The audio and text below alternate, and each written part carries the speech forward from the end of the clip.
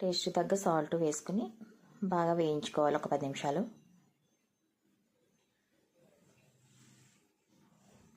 ఇవన్నీ వేసుకుని వేయించుకున్న తర్వాత మనం క్లీన్ చేసి పక్కన పెట్టుకున్న పీతలని సుమారుగా ఈ 10 పీతలు ఉన్నాయి. ఆ పీతలను వేసుకుని ఇప్పుడు కలుపుకోవాలి. దాంట్లో సాల్ట్ కూడా వేసేసుకున్నాం. మనం కారాన్ని కూడా వేసుకుని మంటను మట్టుకు హైలో కాకుండా స్లోలో కాకుండా మీడియంలో పెట్టుకుని వేయించుకోవాలి. మంటను ఎక్కువ పెడితే మట్టుకు హైలో పెడితే కింద మాడిపోతుంది. స్లోగా పెడితేనేమో వేగదు మసాలా త్వరగా. మీడియంలో పెట్టుకుని శుభ్రంగా మసాలా అంతా పచ్చివాసన పోయేదాకా వేయించుకొని కారం కూడా వేసేసుకున్నాం. 3 స్పూన్లు కారం వేసాను నేనైతే. మనం తినేదాన్ని బట్టి వేసుకుంటే సరిపోతుంది చూసుకుని. మళ్ళీ మధ్యలో నీళ్ళు అవి పోసుకున్నాక టేస్ట్ చూసుకుని ఉప్పు కారం సరిపోకపోతే వేసుకోవచ్చు. బాగా వేగిపోయింది మసాలా. మనం శుభ్రం చేసి పక్కన పెట్టుకున్న పీతలను ఈసారి వేసేసుకుని దాంట్లో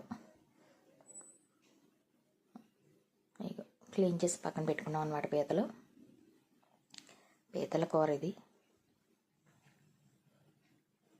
ఒకసారి బాగా కలిపి కాళ్ళు కూడా ఉన్నాయి ఇంకా అవి కూడా వేసేసుకుని కలుపుకుని అవి ములిగేదాకా వాటర్ పోయాలి. 2 గ్లాసులు వాటర్ పోసాను నేనైతే. ఇంకా పీత కాళ్ళు చివర్లో శుభ్రంగా కట్ చేసుకుని కడగాలన్నమాట అవి. అందుకని తర్వాత కడుక్కుని వేసాను శుభ్రం చేసి.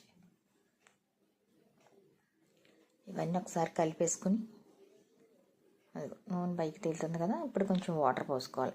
ములిగేదాకా అంటే 2 గ్లాసులు పట్టింది వాటర్ నాకైతే. మనం గ్రేవీని చూసుకుని వేసుకుంటే సరిపోతుంది. 2 గ్లాసులు వాటర్ పోసుకుని కలిపేసుకుని మూత పెట్టుకుని ఉడకనివ్వాలి దగ్గరికి అయ్యేదాకా. ఉడుకుతుంది. మన గ్రేవీ ఎలా కావాలో చూసుకొని దగ్గరికి అయ్యేదాకా ఉడకనిచ్చి కొత్తిమీర వేసి దగ్గరికి అయిపోయి కొత్తిమీర వేసి దించేసుకుంటే సర్వ్ చేసుకుంటే ఎంతో టేస్టీగా రుచిగా ఉండే పీతల కర్రీ రెడీ అయిపోతుంది ఫ్రెండ్స్. మీకు కూడా దొరికితే మీరు ఎలా ట్రై చేసి మీకు ఎలా కుదిరిందో మాకు కామెంట్ చేయండి. అయిపోయింది కర్రీ. కొత్తిమీర వేసి దించేసుకోవడమే. గుమ్మగుమ్మలాడే పీతల కూర రెడీ. మీరు కూడా ట్రై చేసి మీకు ఎలా మాకు కామెంట్ చేయండి. Thank you for watching. Please subscribe my channel.